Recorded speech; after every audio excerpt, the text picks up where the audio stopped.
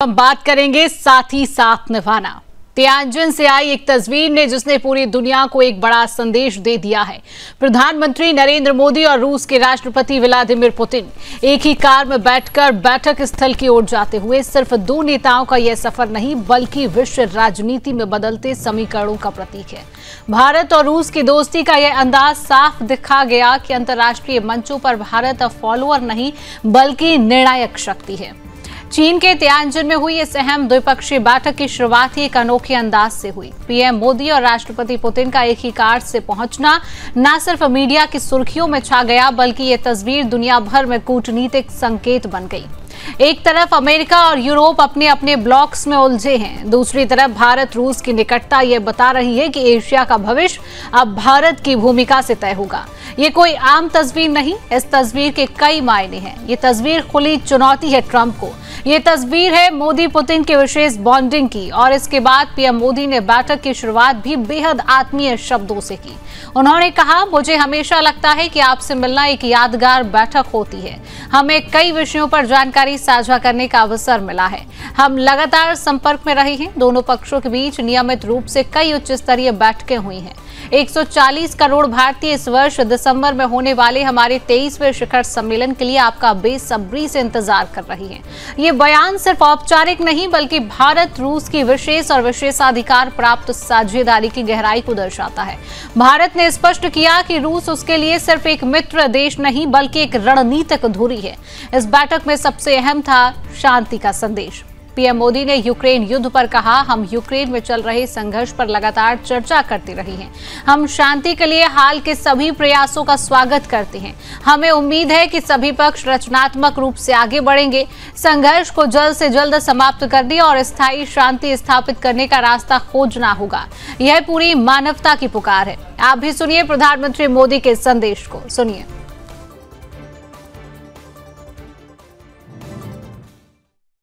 आपको मिलना मतलब एक यादगार मीटिंग भी होती है। बहुत सी चीजों की जानकारियों का आदान प्रदान करने का अवसर मिलता है। हम लगातार संपर्क में रहे हैं। दोनों पक्षों के बीच नियमित रूप से कई उच्च स्तरीय बैठकें भी हुई है। इस वर्ष दिसंबर में हमारी 23वीं समिट के लिए 140 करोड़ भारतीय उत्सुकतापूर्वक आपका इंतजार कर रहे हैं। एक्सेलेंसी, ये हमारी special and privilege strategic partnership की गहराई और व्यापकता का परिचायक है। कठिन से कठिन परिस्थितियों में भी भारत और रूस हमेशा कंधे से कंधा मिलाकर चले हैं।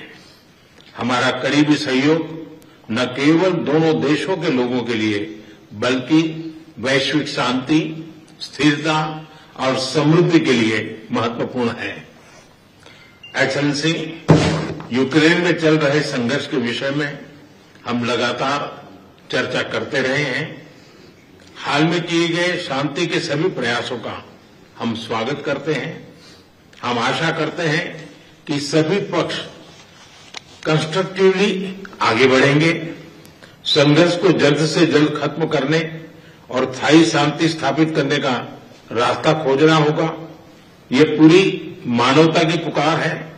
एक्सेलेंसी, एक बार फिर आपका मैं हृदय से बहुत बहुत धन्यवाद करता हूं। यूक्रेन में चल रहे संघर्ष के विषय में हम लगातार चर्चा करते रहे हैं। हाल में किए गए शांति के सभी प्रयासों का हम स्वागत करते हैं। हम आशा करते हैं कि सभी पक्ष कंस्ट्रक्टिवली आगे बढ़ेंगे। संघर्ष को जल्द से जल्द खत्म करने और स्थायी शांति स्थापित करने का रास्ता खोजना होगा। ये पूरी मानवता की पुकार है। एक्सेलेंसी, एक बार फिर आपका मैं हृदय से बहुत बहुत धन्यवाद करता हूं।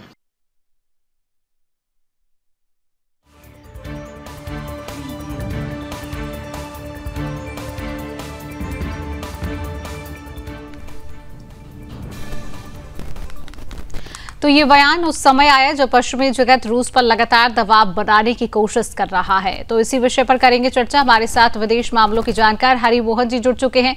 हरि जी, आपका बहुत बहुत स्वागत करती हूँ सुदर्शन न्यूज में। हरि जी, मोदी और पुतिन का एक साथ कार में जाना क्या लग रहा है? क्या मानते हैं आप? क्या ये एक सिर्फ तस्वीर है या फिर कूटनीति का प्रतीक? हरि मोहन जी। मैडम धन्यवाद। सबसे पहले तो शिवानी, अगर हम देखें तो ये कूटनीति है या केवल एक फोटो, इसका अंदाजा इस चीज से आप लगाएंगे कि अमेरिका में ट्रंप के एक सलाहकार हैं पीटर नोवारो, जो अपने विवादास्पद बयान या फिर यूं कहें ट्रंप से भी एक कदम आगे जाकर बयान देने में माहिर। उन्होंने एक बयान दिया है जो कि एक भारत के प्रतिष्ठित न्यूज चैनल के अंदर एक खबर भी छपी है कि भारत में ब्राह्मण दूसरे भारतीयों की कीमत पर मुनाफाखोरी कर रहे हैं, इसे रोकने की जरूरत है। यानी सीधे तौर पर अमेरिका भारत की जातिवादी व्यवस्था को कुरेद कर उस पर उसको एक मुद्दा बना रहा है और इसे रोकने की जरूरत है। जब वर्ड यूज किया जाता है, इसका मतलब अब भारत के समाज के अंदर उथल पुथल करने की तैयारी कर। थोड़े दिन पहले जो डोनाल्ड ट्रंप मोदी जी से हाथ मिला रहे थे और उसके बाद जो डोनाल्ड ट्रंप भारत के ऊपर टैरिफ लगाने की बात कर रहे थे, अब अगर इस टाइम पर देखते हैं तो माहौल ये है कि झल्लाए हुए ट्रंप और उनके सलाहकार किस किस तरीके के अनर्गल बयान दे रहे हैं। मैडम, जब ये अनर्गल बयान दिए जाने शुरू हो जाते हैं तो इसका सीधा मतलब ये है कि इस समय जो है वो ये मतलब इस समय पर अमेरिका कहीं ना कहीं फ्रस्ट्रेटेड है। अब रही बात केवल और केवल फोटो है या नहीं, तो इन दोनों के बीच की या भारत और रूस के बीच की केमिस्ट्री या यूं कहे विदेश नीति आज की नहीं है, ये उस समय से शुरू हो रखी है जब 1962 में जब चाइना से इंडिया का वॉर हुआ था, तो उसके जस्ट बाद रशिया और यूएसएसआर और चाइना के रिलेशंस में भी खटास इसलिए आनी शुरू हो गई थी क्योंकि चाइना को यूएसएसआर ने अपोज करके ये कहा था कि तुम्हारी एक बेवकूफी की वजह से इंडिया जैसा बड़ा देश जो है वो अमेरिका की गोद में जाकर बैठ गया, अमेरिका के पाले में चला। और उसके बाद यूएसएसआर और चाइना के रिलेशंस लगातार खराब होते चले।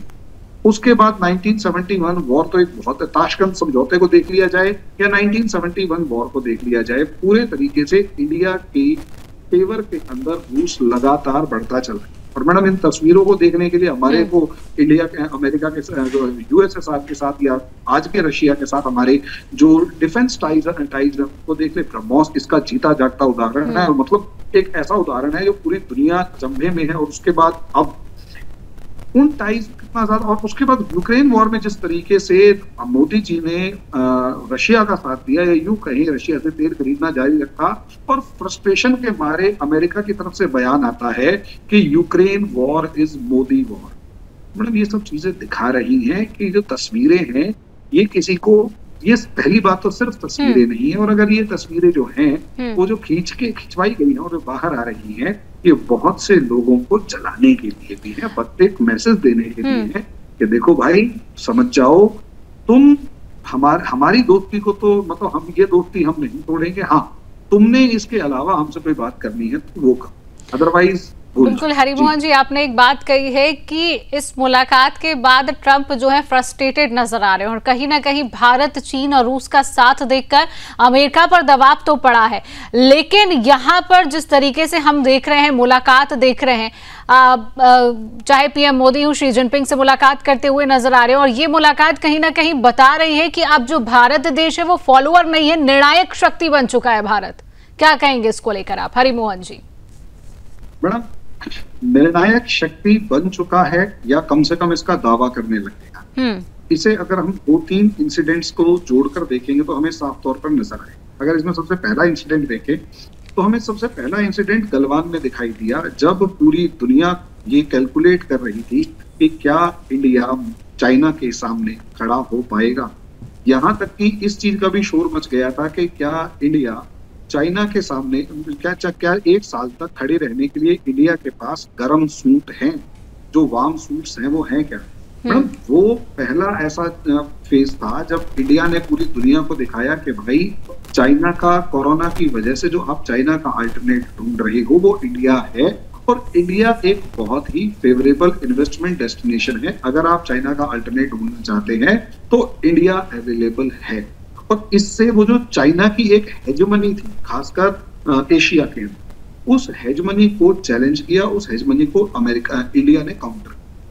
उसी का नेक्स्ट फेज हमें पाकिस्तान की फॉर्म में दिखाई देता है कि बहुत सारे ऐसे देश जो सोचे बैठे हुए थे कि पाकिस्तान के कंधे पर बंदूक रखकर इंडिया पर चलाई जा सकती, चाहे वो पाकिस्तान चाइना हुआ, चाहे वो अमेरिका।